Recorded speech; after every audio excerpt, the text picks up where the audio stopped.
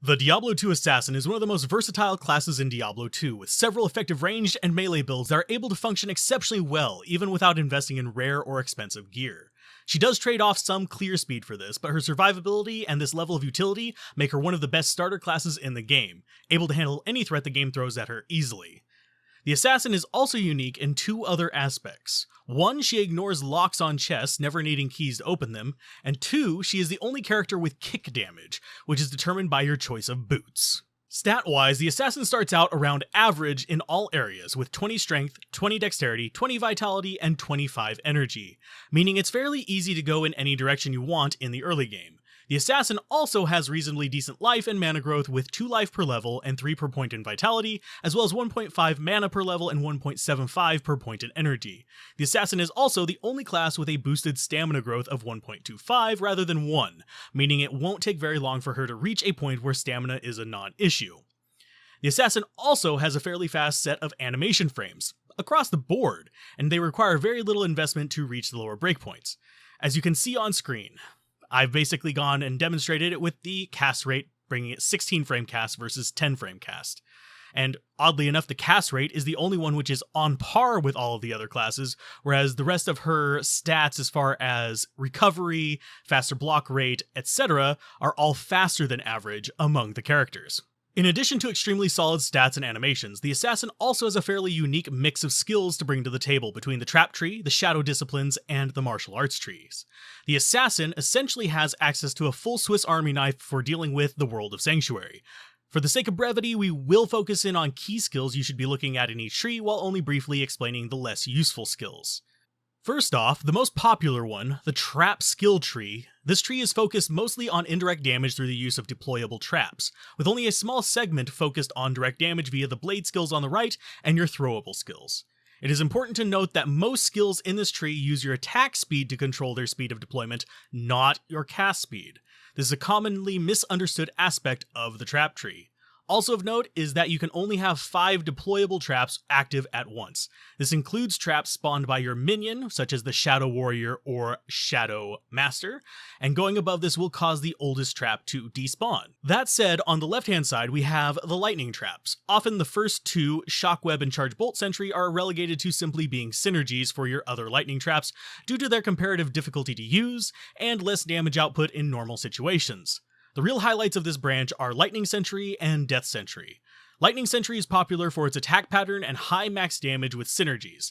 It doesn't have any special features other than just being a solid performer. Death Sentry, however, is slightly different, and is often used even on non-trap assassins since it comes paired with a corpse explosion function as well that deals damage based on the percent of the corpse's max life, with a weaker lightning attack for whenever there are no corpses around. These two skills are the primary trap assassin's tools in Nightmare and Hell difficulty due to their raw power, albeit at a higher level requirement. In the middle, we have the Fire branch of the Trap Tree, which doesn't see much late game use, but does have strong utility in the early game, with Fire Blast and Wake of Fire being the main tools of assassins going through normal difficulty with traps, and even into early Nightmare. As far as Wake of Inferno, it is terrible. With low damage, inaccuracy, and bad tracking, it's generally best to avoid it unless you need it as a synergy, but Wake of Fire is exceptional at dispatching normal difficulty mobs, especially large groups with the Flying V fire formation that it shoots out. And while it generally won't work in Hell difficulty due to resistances, and well, better options being available, it is a workhorse in the less resistant enemies of normal and early Nightmare difficulties. As far as Fire Blast, it is an interesting synergy, not only boosting fire traps for your normal difficulty runs, but also providing additional shots for Death Sentry should you desire to put points there, so 3 points into Fire Blast gives you 1 extra shot with your Death Sentry. It also can be turned into a reasonable source of fire damage itself in Normal and Nightmare. I even sometimes use it with a level 18 base for my Death Sentry as a source of fire damage to get the initial kill for the Death Sentry to explode things, especially when dealing with lightning immunes. Last but not least, we have the Blade branch on the right. The Blade tree functions on your weapon damage and has a lot of interesting mechanics, though I wouldn't recommend it for new players in the least, because there's a lot of hidden information and mechanics behind each of the Blade skills, which we will cover in detail in another video, but for here, the main hidden aspects is that the projectile blades suffer a bigger penalty for two-handed weapons instead of one-handed, so one-handed is still often preferred, and they also carry different aspects of the attacks with them. It is also worth noting that using Blade Shield will reduce weapon durability ability, while the range blades will not. If you are dual wielding, the blade skills use the weapon in your main hand. So if you're using 2 claws, it is in your main claw hand. As far as what each of the skills do, Blade Sentry deploys a patrolling bladed trap that deals damage to enemies near its path. These are limited by your deployable trap limit. Blade Fury fires a barrage of shuriken at the enemy in rapid succession after a short wind-up period, so it's best to hold down the button so you fire a steady stream without interruption. And you can even press Shift so you can stay in place and just aim at the ground if you need to. As Blade Shield, it kind of just erects a shield of blades, as it says, around your character that damages nearby enemies. I'm personally not a fan of it because the weapon damage, but there are others who swear by it. Next up is what we can best describe as the Assassin's Support Tree, the Shadow Disciplines. In this tree you'll find buffs, summons, and utility skills with a wide array of effects available. On the top, middle, and left-hand side we have the buffs. With Weapon Mastery and Weapon Block being oriented towards the claw users, it is worth noting that Weapon Block does follow many of the same rules as normal blocking, such as movement penalty preventing block, but it does allow you to dual wield a little more safely. Weapon Mastery, however, functions much like the Barbarian Weapon Mastery, giving passive bonuses to claw-type weapons. As far as the left side of the tree, which is the rest of the bonus section, or buff section, we have Bursts of Speed, Fade, and Venom, each having scenarios where it's useful, with Bursts of Speed providing a bonus to walk-run speed, attack speed, and duration, Fade providing resistances to the 4 main elements, and reducing the duration of curses and shrines. It also provides a hidden buff of 1% physical damage reduction, while active for every hard skill point invested in it. Last but not least is Venom, which provides a short duration poison damage on your attacks. It is worth noting that, as with all things poison, it interacts weird with poison charms or poison damage sources, but the details on that will be best explained in a poison-specific or venom-specific video, because it is complicated. In the bottom middle, we have the 2 summons, Shadow Master and Shadow Warrior. Shadow Master is independent and uses the full arsenal of assassin skills, spawns with a boost to resistances, and is generally considered stronger in and of itself than the Shadow Warrior. The Shadow Warrior, however, is much easier to control using only your left click and right click skills so you can control what it does, and this can also allow you to do some tricks to create a shadow with skills potentially stronger than your own, which is much more difficult to do with more random Shadow Master effects. The mechanics behind this would make an already long video a bit too long, but do look forward to a video explaining this in specific detail. It is also worth noting that both the Master and the Warrior spawn with random equipment upon summoning, so their abilities can wildly vary depending on the RNG on their equipment spawns. You can get garbage equipment, or you can get enough resistances from equipment to make them immune to an element.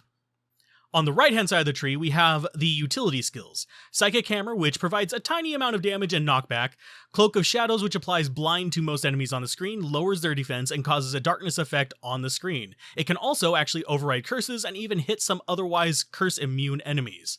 And last but not least, there on the bottom is Mind Blast, which functions very similar to Psychic Hammer but is higher damage, has an AoE, and has a chance to convert enemies. Conversion being a function that turns an enemy into an ally for a limited amount of time, which can be both good and bad, as converted enemies can't be attacked, but they gain the auras that you have active and will turn back to evil fairly quickly and attack you while holding all those buffs, so use it with caution. And also noting, in multiplayer games, it is often looked down upon unless very specifically desired by your team. Last but not least is the martial arts tree. This one we can divide into 2 categories, charge skills and attack skills. On the left and middle we have the charge skills. These are attacks that generate temporary orbs of power that allow you to build up for a powerful finisher attack, staying on the player until the player attacks with a non-charge skill or, well, attack, or until they expire due to the lack of charging. They can be quite powerful, but are often difficult to use due to the reality that you have to juggle them to obtain the effect that you want at any given time. Each charge has a different specialty, such as Tiger Strike building a physical damage boost, the Fists of Fire dealing fire damage, Claws of Thunder lightning, Blades of Ice cold, and Cobra Strike providing a massive leech effect on the final hit. All of these triggering on that final attack, not while they are just charged.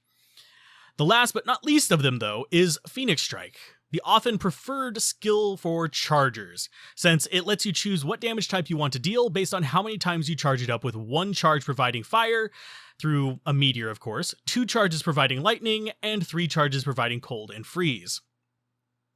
So it can be semi-useful. On the right side, we have the attack skills. These can be used with or without charge skills, and some are the basis of some of the most powerful melee builds in the game. Starting from the bottom up this time, we have Dragonflight, a skill that teleports and kicks an enemy in the face, great for mobility, and since it has a teleport skill, it will actively reposition your mercenary or minion to your target location. Note that it doesn't need to actively be targeted, just in the vicinity to work. It has a homing function somewhat similar to Fist of the Heavens in that regard, so if you ever use Fist of the Heavens, it's kind of similar to that. The big downside of this skill is that it has a fixed animation length, and a fairly long one at that, meaning it's nowhere near as spammable as, say, proper teleport. So there is a drawback there. Dragon Tail, which is next, is the exploding arrow of kicks, dealing an AoE explosion on the target, hurting enemies around it. It's basically an explosion, but yeah, unfortunately it's fire elemental, and that is highly resisted in Hell, though the knockback isn't terrible. But it does have another big downside, and that is that it's percent of damage-based radial damage, which means if you're kicking a physical immune, the explosion will not deal any damage. Ew, gross. So do take that into consideration whenever you are deciding to use it. Next up is Dragonclaw, the only actual claw finisher on the list. It essentially performs a dual claw attack on the target. It doesn't have anything too special about it either, it's just claws and claws. You're Wolverine. And last but definitely not least, and we did save this for last for a reason, is Dragon Talon, since this is often the cornerstone tool of the Kixin, the primary melee assassin build. This is an attack that deals a steady stream of hits, works exceptionally well with Crushing Blow because it does carry it. There is a lot of intricacy to what the kick skills will carry with them, so this one in particular kind of deserves its own video, but needless to say, treat it like Zeal for the most part whenever you are new, and you will not be disappointed. Now, it does carry some things with it, and it is one of the most effective ways to deliver Crushing Blow in large amounts. It is very effective at delivering other kind of on-strike effects, so do consider it as an option for a potential melee build with an assassin. It is worth noting that I recommend Trap Assassin for your first build, not melee, because melee is going to require a bit more in the way of gear to actually be sustainable in Hell difficulty, so you will have to grind a bit more. But that said, it is still possible to do without top-tier gear. So hopefully this rundown of the basics of the Assassin has been useful to you. If you have any questions about the Assassin or want me to go into any more detail about any of the skills, ask in the comments down below. I will do my best to answer all of your questions. And yeah, keep gaming, have fun, peace out. This has been Alzorath, and I will see you guys next time on our Diablo guide videos. Bye.